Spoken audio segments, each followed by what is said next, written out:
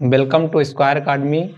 मैं अजीत सोनी सर आज आपके लिए हिंदी की क्लास लेकर आया हूँ।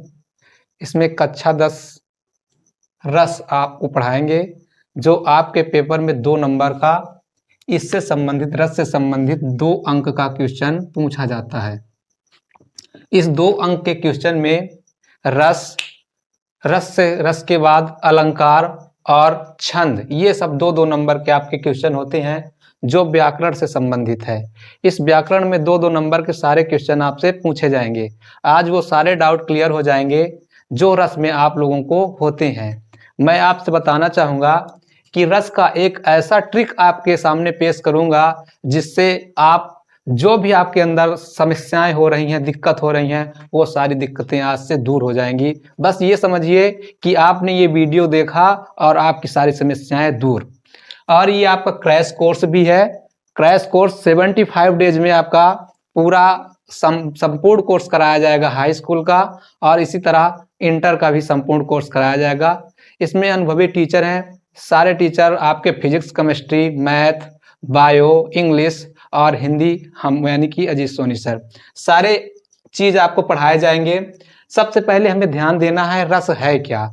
तो रस है क्या? रस का अर्थ होता है आस्वाद, यानी कि अंदर स्वाद, जिसमें हम अपने अंतरात्मा में किसी स्वाद को ग्रहण करने के बाद यदि उसके अनुभव करते हैं, उसके रसों का, उसके आनंद का अनुभव करते हैं, उसी को हम क्या कहते हैं? रस कहते हैं। यानी हम ये कह सकते हैं कि रस का अर्थ क्या होता है? तो रस का अर्थ होता है आनंद। क्या होता है? आनंद, जिसको हम कह सकते हैं आनंद की अनुभूति। यानी इसका अर्थ हम ये कह सकते हैं कि आस्वाद होता है। क्या होता है?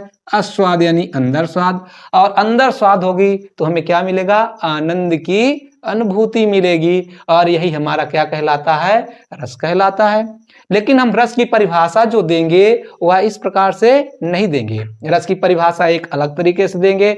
सभी रसों का परिभाषा एक जैसा होता है। अभी तक आप लोगों ने ये पढ़ा होगा कि सभी रस के अलग अलग परिभाषा होते हैं, लेकिन परिभाषा में हमें क्या पढ़ना है? जैसे उसका एक फार्मूला हम आपको बताएंगे, उसी फार्मूले से संबंधित हमें सारे रसों का परिभाषा लिखना है। इसके पहले हम ये जान लें कि रस को पढ़ने से पहले हमें इन चीजों का ध्यान अवश्य देना है। जैसे रस और उसका स्थायी भाव। क्यों?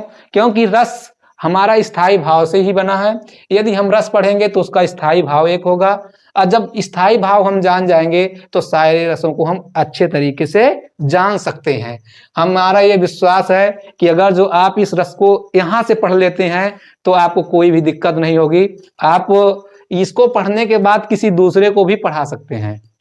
ये अजीत सर का कहना भी है। इधर देखिए, जैसे ये रस है हमारे, अगर जो देखा जाए तो सर्वप्रथम 9 रसों का उल्लेख किया गया था। वो इस प्रकार हैं। सबसे पहले करुण रस, हास्य रस, श्रृंगार रस, वीर रस, भयानक रस, शांत रस, अद्भुत रस और रौद्र रस और विभत्स रस। लेकिन यदि ये कहा जाए कि रसराज किसे कहा जाता है, क्योंकि कारण क्या है कि सभी के जब राजा होते हैं तो रसों के भी राजा होंगे।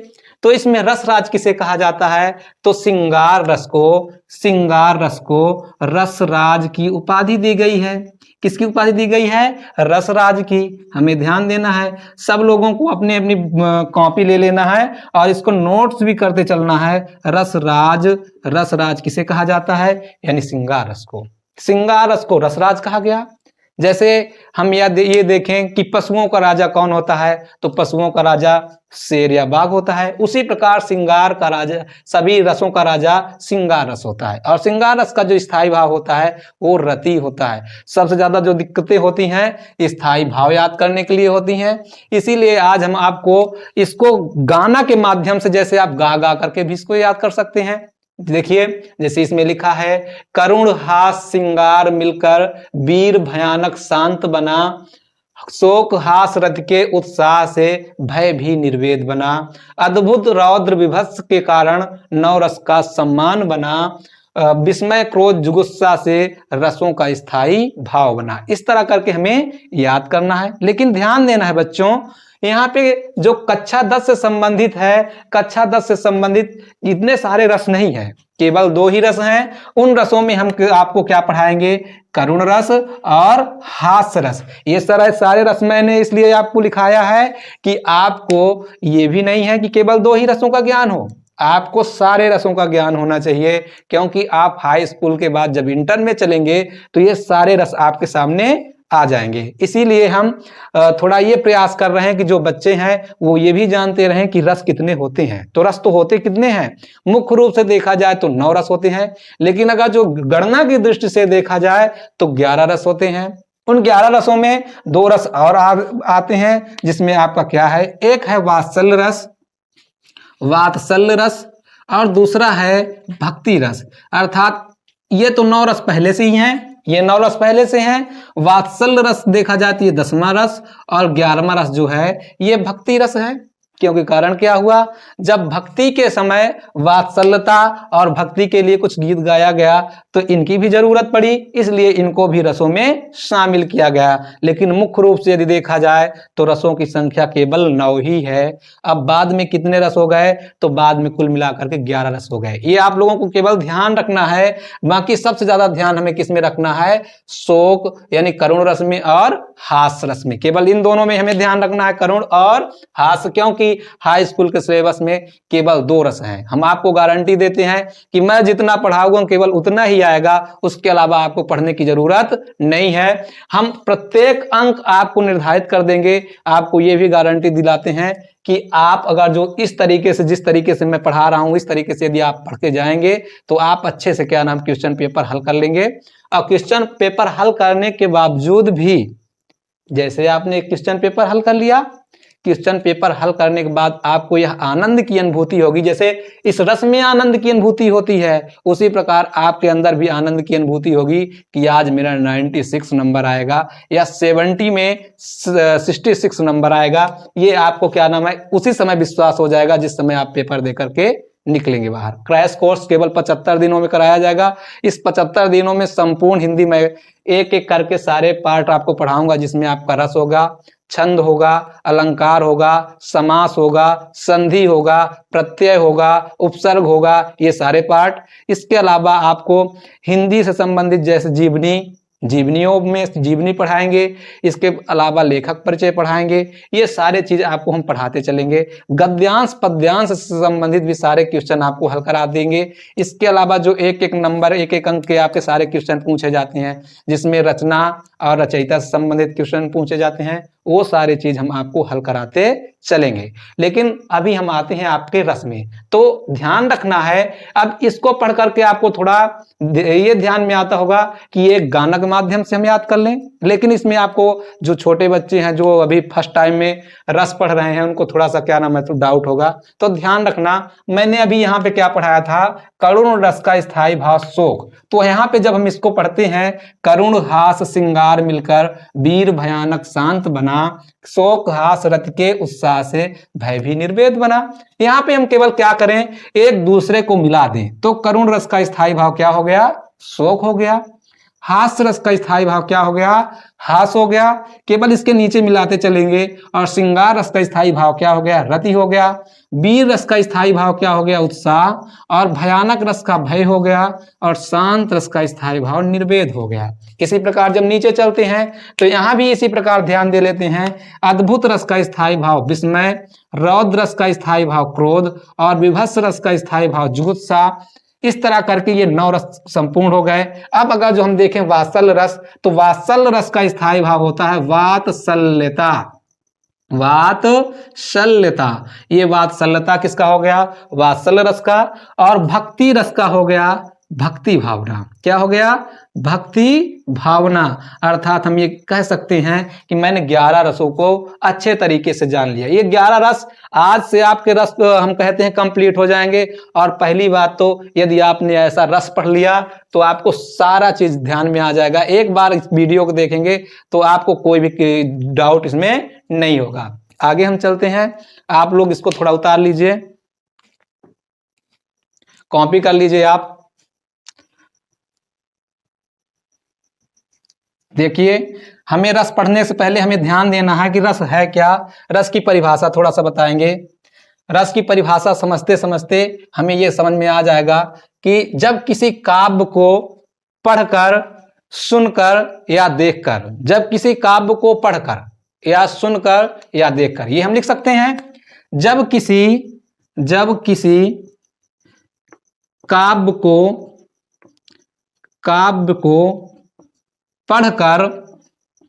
पढ़कर सुनकर तथा देखकर जो आनंद की अनुभूति होती है, जो आनंद की अनुभूति होती है उसे हम रस कहते हैं। होती है उसे हम रस कहते हैं। होती है उसे हम रस कहते हैं। अर्थात ये कह सकते हैं कि हमें केवल किसकी अनुभूति होगी, तो आनंद की अनुभूति होगी। जहां पे भी आनंद की अनुभूति हुई वो रस हुआ। कारण कहने का मतलब पढ़ करके मैंने आपको दिखाया कि जब आप किसी काव्य को पढ़ोगे तो आपको आनंद की अनुभूति होगी। कोई भी बच्चा है किसी काव्य को पढ़ता है तो उसको बड़ा आनंद की अनुभूति होती है, तो वहां पे भी क्या होगा, आनंद की अनुभूति होगी, तो वहां पे भी रस होगा। पढ़कर के बाद सुनकर, जैसे जिसको नहीं आता तो वो क्या करता है, किसी चीजों को, कोई काव्य सुनता है, कोई गाना सुनता है, गाना सुनने के बाद भी आनंद की अनुभूति होती है, वो भी एक प्रकार का क्या है, रस है। और सुनकर तथा देखकर, जैसे हम क्या करते हैं, कोई पिक्चर देखते हैं, पिक्चर देख करके बड़ा आनंद आता है, हम खिलखिला उठते हैं, तो वो भी क्या है, रस ही है। क्योंकि रस के कारण ही हमें आनंद की अनुभूति होती है, वरना हमें आनंद की अनुभूति नहीं होती। इन काव्यों में आनंद की अनुभूति नहीं होती। और जो भी आनंद की अनुभूति होगी वो सब रस कहलाएगा। आप लोग इसको नोट कर लीजिए। नोट कर लिए बच्चों।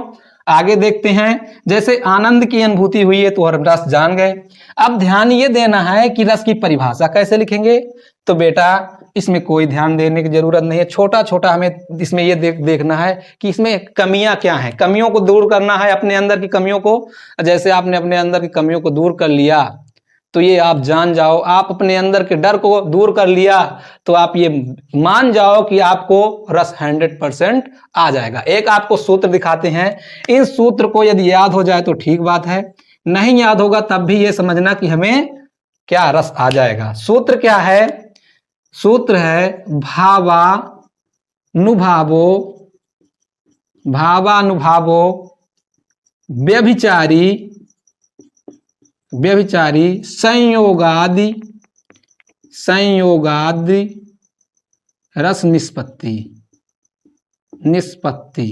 ध्यान देना है, इतना बड़ा होने के कारण आपको ये डरना नहीं है कि सर बहुत बड़ा है, अब तो हमें आएगा नहीं। बस ये आपको आएगा, 100% आएगा, ये हमारी गारंटी है। अभी हम रटा देंगे। क्या लिखा है, एक बार हमारे साथ आप लोग बोलेंगे, भावानुभावो व्यभिचारी संयोगादि रस निष्पत्ति। भावानुभावो व्यभिचारी संयोगादि रस निष्पत्ति। अर्थात हम ये कह सकते हैं कि इनको यदि हम अलग अलग कर दें तो अलग अलग करेंगे तो हमें शब्द क्या मिलेंगे। इस भावा से एक शब्द मिला भाव। क्या मिला, भाव। इसमें एक आ है, इससे मिलाकर के हमें क्या मिल गया, दूसरा अनुभाव। क्या मिला, अनुभाव। भाव, अनुभाव और व्यभिचारी भाव, और व्यभिचारी भाव। भाव, अनुभाव और व्यभिचारी भाव के संयोग से रस की निष्पत्ति होती है। किसकी निष्पत्ति होती है, रस की निष्पत्ति होती है। बस आपने इतना समझ लिया तो आप जान लो, बस 100% आपको रस आ गया। अर्थात जहां पे भाव होगा, जहां अनुभाव होगा और व्यभिचारी भाव होगा और इनके संयोग, अर्थात जहां ये तीनों मिल जाएंगे उसी को हम रस कहेंगे। यदि ये नहीं मिलते तो उसमें रस नहीं हो सकता। यानी भाव होना चाहिए, अनुभाव होना चाहिए, व्यभिचारी भाव होना चाहिए, और इनका जहां भी संयोग होगा, संयोग का मतलब होता है मिलना, अर्थात जहां ये तीनों मिल गए अर्थात वहां पे रस हो गया। यानी हम ये कह सकते हैं कि जिस भी रस को हम पढ़ें हमें ये तीनों चीज होना चाहिए। ये तीनों चीज मिले तो यानी कि हमने रस का परिभाषा भी लिख लिया। अब पर रस का परिभाषा लिखने के लिए हम आपको बताएंगे कैसे, एक ट्रिकी माध्यम से। तो हम केवल इसी तरह लिखेंगे, कैसे, जहां भाव अनुभाव व व्यभिचारी भाव के संयोग से, जहां भाव अनुभाव व व्यभिचारी भाव के संयोग से शोक नामक, जैसे करुण रस लिखना है तो करुण का हम क्या लिखेंगे यहाँ पे, जहां भाव, यानी दूसरे तरीके से लिख के दिखाते हैं आपको थोड़ा परिभाषा में, आप इसको नोट कर लो। अभी नोट करने के बाद लिखते चलते हैं, बताते चलते हैं। एक लिखेंगे, उसी में लिखने के बाद बस उसी तरह हमको क्या करना है, हर रसों में केवल हमें रस का चेंज करना है, स्थायी भाव और रस लिख देना है, बस वही हमारा क्या हो जाएगा, परिभाषा। कैसे हो जाएगा, तो हम ऐसे लिख सकते हैं, जहां भाव विभाव, जहां भाव विभाव अनुभाव अनुभाव व व्यभिचारी भाव व व्यभिचारी भाव, व्यभिचारी भाव के संयोग से, के संयोग। अब संयोग का मतलब मिलना, क्यों संयोग मैंने बताया था, संयोग से शोक नामक, क्यों करुण रस पढ़ रहा हूं तो करुण का स्थायी भाव क्या हुआ, शोक, तो यहां पे लिखूंगा शोक नामक, शोक नामक स्थायी भाव, शोक नामक स्थायी भाव रस रूप में, रस रूप में परिपुष्ट हो जाता है। परिपुष्ट का मतलब मिल जाता है, परिपुष्ट हो जाता है, परिपुष्ट हो जाता है, वहां परिपुष्ट हो जाता है वहां, क्योंकि मैं शोक लिखा हूं तो वहां पे शोक का क्या होता है, शोक का अगर जो रस देखें तो करुण होता है, परिपुष्ट हो जाता है तो वहां करुण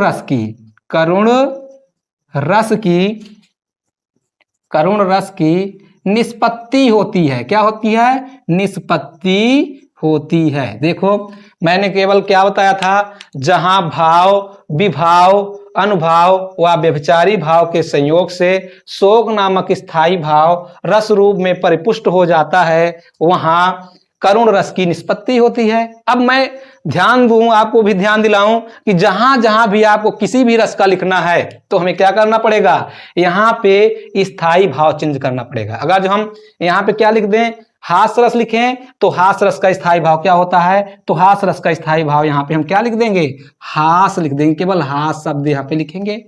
और यहां पे रस के जगह में क्योंकि हास रस पढ़ा रहे हैं तो हास रस लिख देंगे, केवल यही बदलेंगे। देखो इतना बदलने से हमें क्या मिल जाएगा, इसकी परिभाषा मिल जाएगी। कारण क्या है कि ये हमारे किसमें कहा गया है, सूत्र में कहा गया है कि जहां जहां ये मिलेंगे तहां तहां रसों की परिपुष्ट होगा, वही रस बनेगा। तो यहाँ पे देखिए मैंने ये सारे चीज लेने के बाद ये सब कर दिया तो ये क्या हो गया, रस हो गया।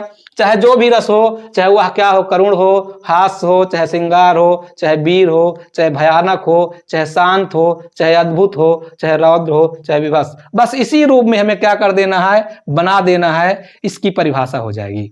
समझ में आया ना बच्चों। अब आगे ध्यान देना है कि अगर जो हम दूसरे तरीके से भी देखें, क्योंकि हास्य रस के दो दो परिभाषाएं होते हैं, तो हम आपको दोनों तरीके बताएंगे, जो आपको सबसे ज्यादा अच्छा लगे उसी को आपको नोट करना है और उसी को आपको पढ़ के जाना है। आपको पूरा पूरा नंबर मिलेगा, क्योंकि 2 नंबर का सवाल होता है तो 2 नंबर इसमें काट ही नहीं सकते। ये 100% गारंटी है कि आपको 2 में से 2 पूरा मिल जाएंगे। ठीक है, चलो हम देखते हैं, थोड़ा सा इसको स्क्रैच कर देते हैं, आप लोग नोट्स कर लीजिए, चाहे स्क्रीनशॉट ले लीजिए, सारा हम इसको हटा देते हैं, इसके बाद हम आपको पढ़ाते चलते हैं। ध्यान देना बच्चों, इसमें रस में अब सबसे पहले हम ध्यान देंगे कक्षा 10 में। कक्षा 10 के पहला रस हमारा क्या है, करुण रस। तो करुण रस लिख लें, करुण रस, करुण रस आप लोग डाल लीजिए, करुण रस, करुण रस। ये आपके बोर्ड पेपर के एग्जाम से मोस्ट इंपॉर्टेंट है। 2 ही केवल रस आएंगे, आपको दोनों पढ़ के जाना है। आपको यह विश्वास दिला दें कि अगर जो आपने ये रस पढ़ लिए तो आपको कभी भूलेंगे नहीं, ना आज भूलेंगे ना 10 साल बाद तक भूलेंगे। आप जिसको भी चाहेंगे उसी को उसी तरीके से पढ़ा देंगे जैसे मैंने आपको पढ़ाया है। अब सबसे पहले हमें करुण रस लिखना है, तो करुण रस का स्थायी भाव देख लें। तो करुण रस का स्थायी भाव जो है वो क्या है? शोक है। शोक का मतलब होता है दुख, अर्थात जहां पे दुख की भावना प्रकट होगी वही शोक रस होगा, वही क्या होगा? करुण रस होगा। ठीक है। परिभाषा लिखने के लिए मैंने एक तरीका आपको बताया था कि जहां भाव, विभाव, अनुभाव व संचारी भाव के संयोग से शोक नामक स्थायी भाव रस रूप में प्रपुष्ट हो जाता है, वहां पे करुण रस की निष्पत्ति होती है। यही मैंने बताया ना। तो ऐसे करके हमें परिभाषा लिखना है। परिभाषा लिखने के बाद हमें एग्जाम्पल ध्यान देना है। कभी कभी क्या करता है, हाई स्कूल के एग्जाम में एग्जाम्पल देकर के आपसे पूछ लेता है कि यह एग्जाम्पल किस रस से संबंधित है। ये दो रस में ही देंगे, या कि करुण का देगा या कि हास्य रस का देगा। आप लोगों को भी ये ध्यान रखना है, या कि करुण रस का देगा एग्जाम्पल या कि हास्य रस का। तो हम आपको समझा देंगे कि वहां पे करुण रस कैसे होगा, हास्य रस, ध्यान रखना है। और जो मैं एग्जाम्पल दूंगा केवल वही आएगा, इसके अलावा कोई दूसरा नहीं आएगा। आप लोगों को रट लेना है। क्या कर लेना है? रट लेना है। तो पहला एग्जाम्पल आप लिख लीजिए, उदाहरण। एग्जाम्पल का मतलब होता है उदाहरण, लिख लो। पहला, शोक विकल, शोक विकल सब रोवहि रानी, शोक विकल सब रोवहि रानी, रोवहि रानी, रूप रेख गुण तेज बखानी, रूप रेख गुण तेज बखानी, तेज बखानी, करहि बिलाप अनेक प्रकारा, करहि बिलाप अनेक प्रकारा, अनेक प्रकारा, गिरहि भूमि तल, गिरहि भूमि तल बारंबारा, बारंबारा। देख लीजिए, पहला एग्जाम्पल हमें क्या मिला? शोक विकल सब रोवहि रानी, रूप रेख गुण तेज बखानी, करहि बिलाप अनेक प्रकारा, गिरहि भूमि तल बारंबारा। ध्यान रखना है, यहाँ पे क्या किया गया है कि यहाँ पे सबसे पहले हमारा शब्द ही आ गया है, क्या? शोक। अब मैंने ये बताया था करुण रस का स्थायी भाव क्या होता है? शोक होता है। तो हमको तो इसी से पकड़ लेना है कि यहाँ पे कौन सा रस है? करुण रस है। ये आपको ध्यान देना है। यदि आपको इस तरीके से नहीं आता तो इसका अर्थ हम आपको समझाते हैं।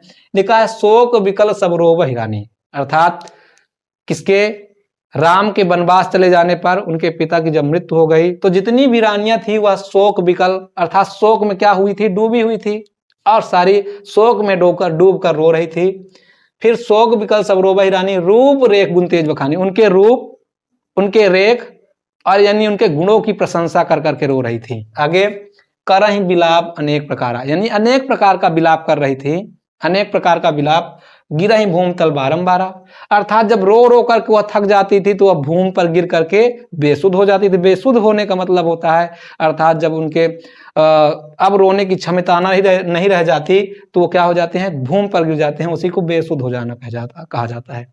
तो यहाँ पे ये फर्स्ट एग्जाम्पल आपका करुण रस के लिए बहुत ही मोस्ट इंपॉर्टेंट है। दूसरा, एक और एग्जाम्पल आपको बता देते हैं। दो एग्जाम्पल, कम से कम एक एक क्वेश्चन का दो एग्जाम्पल आप लोगों को अपने पास रखना है।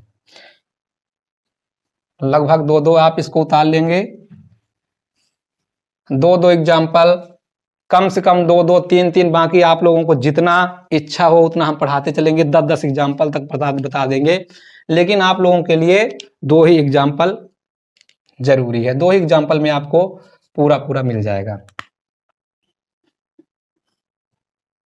दूसरा एग्जाम्पल देख लीजिए। पहला एग्जाम्पल मैंने क्या बताया था? शोक विकल सब रोवहि रानी, रूप रेख गुण तेज बखानी, करहि बिलाप अनेक प्रकारा, गिरहि भूमि तल बारंबारा। ठीक है ना? दूसरा देख लेते हैं। दूसरा आप इसको भी कर सकते हैं, अगर जो आप देख सकें तो इसको भी देख लीजिए। हे खगकर, हे खगकर, हे मधुकर सेनी, हे मधुकर श्रेणी, तुम देखी सीता मृगनयनी, तुम देखी सीता मृगनयनी। ये भी आपका किसका है? करुण रस का एग्जाम्पल। लेकिन ध्यान रखना है, ये आप लोगों को ये ध्यान रखना है कि ये एग्जाम्पल आपको श्रृंगार रस में भी मिलता है। श्रृंगार रस में, श्रृंगार के जब जो 2 पार्ट हो जाते हैं तो उन 2 पार्टों में भी ये एग्जाम्पल मिलता है। लेकिन आपको ध्यान देना है कि ये भी करुण रस का है। क्यों करुण रस का है? तो इसमें भी शोक नामक स्थायी भाव आ रहा है। क्यों शोक नामक स्थायी भाव? क्योंकि यहाँ पे जो राम है वह सीता के तलाश में क्या कर रहे हैं? रो रहे हैं। थोड़ा क्या है, यहाँ पे जो आलंबन है वह आलंबन किसके लिए है? नायिका के लिए है। इसलिए यहाँ पे कौन सा रस हो जाता है? तो यहाँ पे श्रृंगार रस भी हो जाता है। लेकिन ध्यान देना है कि श्रृंगार के साथ साथ इसमें करुण रस भी है। लेकिन यदि दोनों रस दे दें, करुण रस भी और श्रृंगार रस, तो हमें श्रृंगार रस ही मारना पड़ता है। लेकिन आप इसको करुण रस में भी लिख सकते हो। आप उतार लीजिए, इसको देख लीजिए।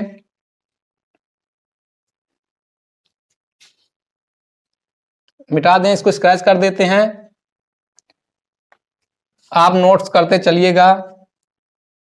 अगला जो रस है आपका हास्य रस है। कौन सा रस? हास्य रस। हास्य रस, और हास्य रस का जो स्थायी भाव है वो है हास। और हास का मतलब होता है हंसना, अर्थात हंसी। अर्थात जिस काव्य को पढ़ करके हंसी का भाव उत्पन्न होगा वहां पे हास रस होगा। और 100% आपको हंसी का भाव इसमें उत्पन्न जरूर होगा। अभी दिखाते हैं एग्जाम्पल के पहले थोड़ा सा परिभाषा बता देते हैं। परिभाषा में आप इस तरह भी लिख सकते हो, जहां भाव, विभाव, अनुभाव व व्यभिचारी भाव के संयोग से हास नामक स्थायी भाव रस रूप में परिपुष्ट हो जाता है, वहां पर हास रस की निष्पत्ति होती है। ठीक है। दूसरा आप इस तरह भी लिख सकते हो। किस तरह? इस तरह लिख देते हैं, जहां किसी व्यक्ति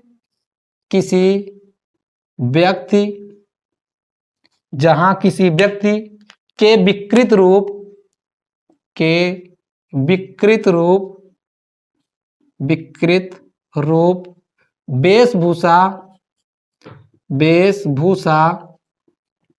वेशभूषा आदि को देखकर मन में हंसी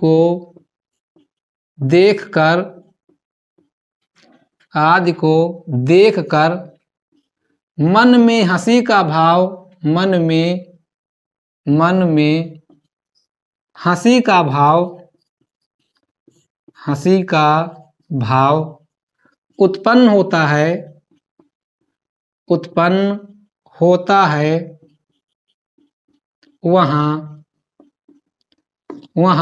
हास रस की निष्पत्ति होती है। वहां हास रस की निष्पत्ति होती है।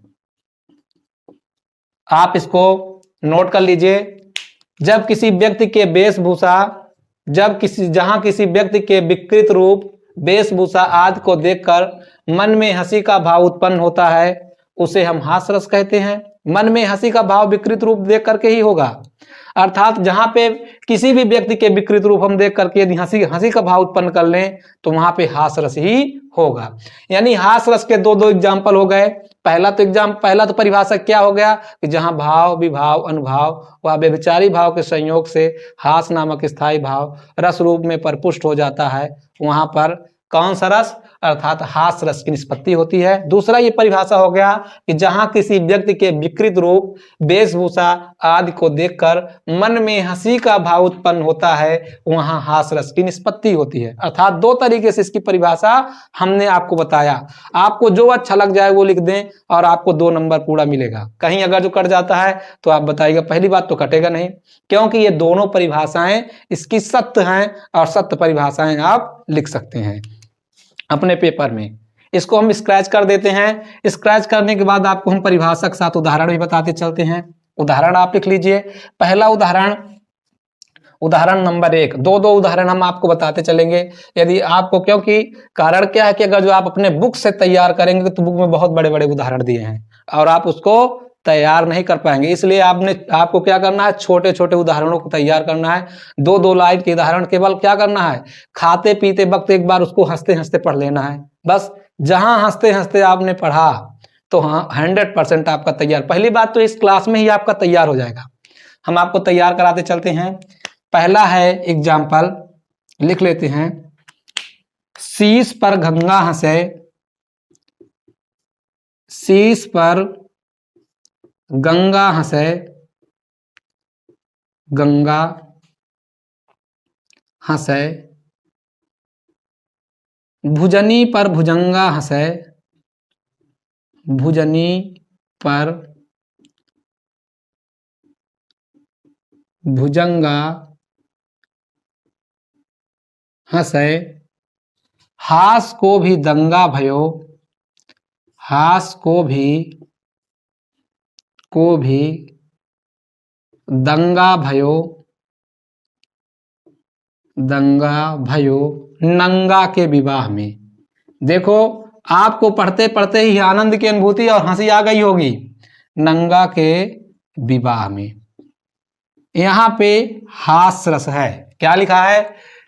शीश पर गंगा हंसे, भुजनी पर भुजंगा हंसे, हास को भी दंगा भयो नंगा के विवाह में।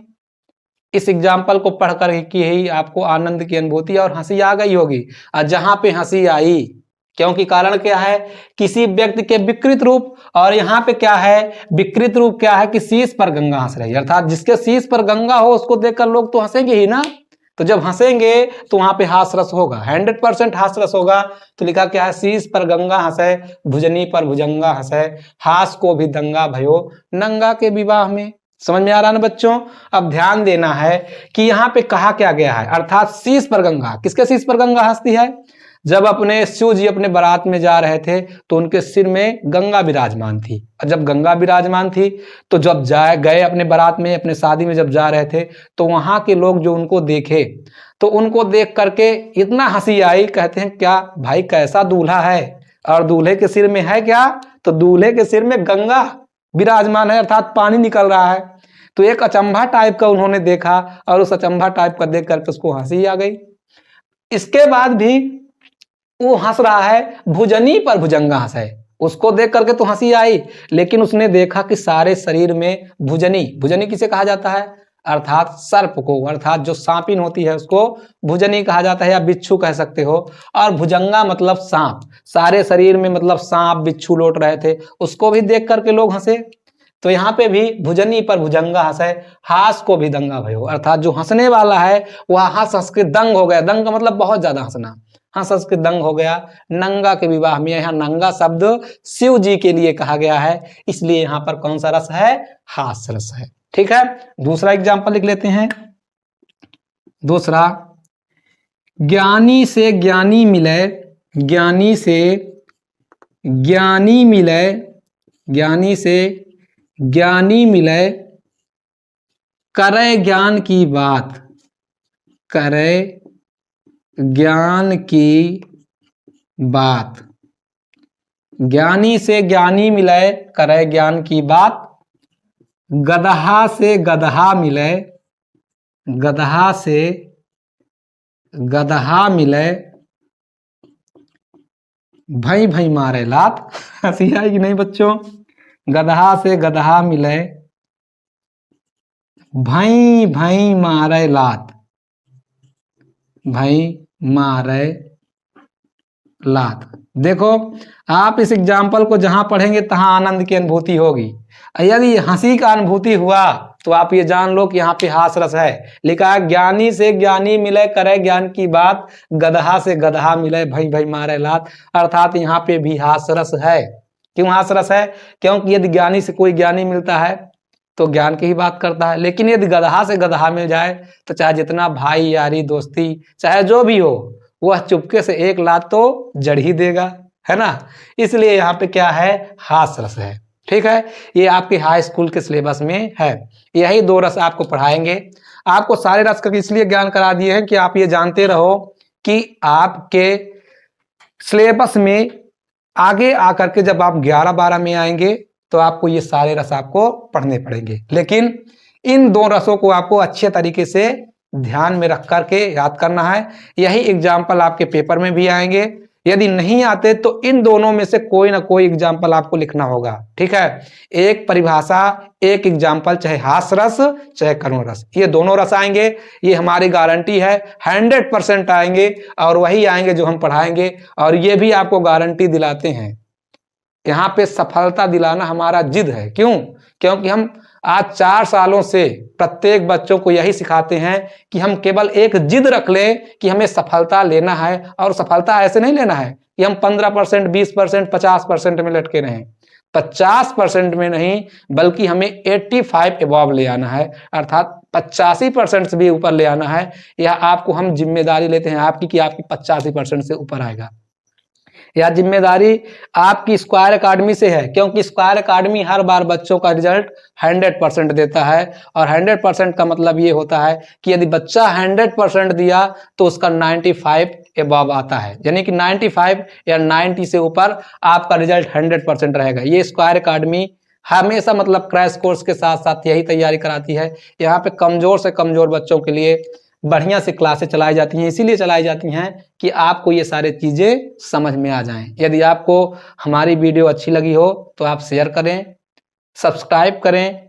यही बस हमें केवल इतने में ही खुशी मिलेगी कि आपके पास सब्सक्राइब कर लें, यदि आपको आनंद की अनुभूति हुई हो। आज आप रस पढ़े हैं, कल हम आपको छंद पढ़ाएंगे, छंद के बाद अगले वीडियो में आपको हम अलंकार पढ़ाएंगे।